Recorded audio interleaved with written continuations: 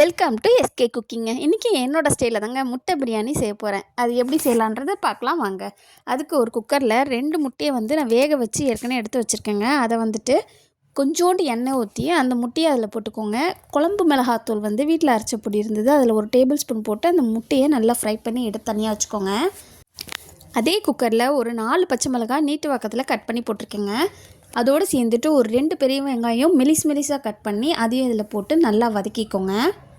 வெங்காயம் ஒரு 3/4 அளவு வதங்கினதுக்கப்புறம் ஒரு டேபிள் ஸ்பூன் இஞ்சி பூண்டு பேஸ்ட்டு இதில் ஆட் பண்ணுறேங்க. இதில் ஆட் பண்ணதுக்கப்புறம் இஞ்சி பூண்டு பேஸ்ட்டு போட்டாலே நமக்கு அடியில் கொஞ்சம் நல்லா பிடிக்கும். அதனால் இதை மட்டும் நல்லா வதக்கிக்கோங்க. இப்போ பார்த்திங்கன்னா நல்லா இந்த வெங்காயம் வதங்கி எனக்கு ப்ரௌன் கலரில் கொஞ்சம் கலர் மாதிரி வந்துருச்சுங்க. இப்போ இந்த ஸ்டேஜில் நான் ஒரு 3 பெரிய தக்காளி நீட்டு வாக்கத்தில் தாங்க எடுத்திருக்கேன். அதையும் கட் பண்ணி இதில் போட்டிருக்கேங்க.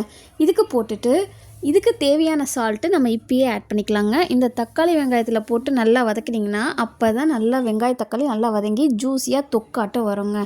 இப்போ இந்த ஸ்டேஜில் நான் ஒரு 1/4 டேபிள் ஸ்பூன் காஷ்மீரி மிளகாத்தூள் ஆட் பண்ணியிருக்கேங்க. ஏன்னா இது கலருக்கோசம் நான் ஆல்ரெடி 4 பச்சை மிளகாய் கட் பண்ணி போட்டிருக்கேன்.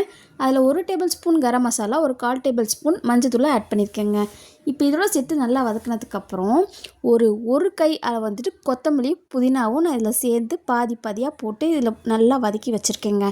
நீங்கள் வீட்டில் போட்டிருக்க புளிப்பில்லாத தயிர் ஒரு 1.5 டேபிள் ஸ்பூன் போட்டுக்கோங்க. இது போட்டு நல்லா வதக்கிக்கோங்க. நல்லா வதங்கி எண்ணெய் பிரிஞ்சு வந்திருக்குங்க. இப்போ எண்ணெய் பிரிஞ்சு வந்திருக்கு, இது கரெக்டான ஸ்டேஜுங்க. இந்த டைமில் நம்ம தண்ணி ஆட் பண்ணிக்கலாங்க. இப்போ நான் அரிசி 1 கப் எடுத்திருக்கேன். அதனால் இதில் நான் 2 மடங்கு தண்ணி ஊற்றிருக்கேங்க. 2 டம்ளர் தண்ணி ஊற்றிருக்கேங்க.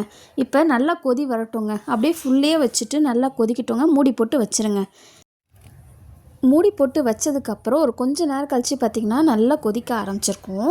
இப்போ கொதிக்க வர ஸ்டேஜில் சிம்மில் வச்சுருங்க. இப்போ நல்லா எனக்கு கொதிச்சிருச்சுங்க. இப்போ நான் இந்த ஸ்டேஜில் ஒரு முட்டையை நான் இதில் உடச்சி ஊற்றிக்கிறேங்க. சிம்மில் வச்சு ஊற்றுங்க. ஏன்னா அப்போ தான் முட்டை கரையாமல் வரும். நீங்கள் நல்லா கொதிச்சுட்டு ஹை ஃப்ளேமில் வச்சு போட்டிங்கன்னா முட்டையெல்லாம் தனித்தனியாக கரைஞ்சி போயிடுங்க. இப்போ நல்லா ஒரு முட்டையை நான் உடச்சி சிம்மில் வச்சு ஆட் பண்ணிட்டேன். இதில் ஒரு அரை பழம் எலுமிச்சப்பழத்தை புழிஞ்சு ஊற்றிருக்கேங்க.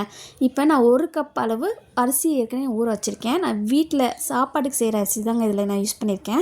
அதையும் இதில் போட்டுட்டு இதுக்கு தேவையான அளவு தண்ணி, நீங்கள் உப்பு காரம் எல்லாம் கரெக்டாக இருக்கா இந்த ஸ்டேஜில் நீங்கள் செக் பண்ணி பார்த்துக்கோங்க.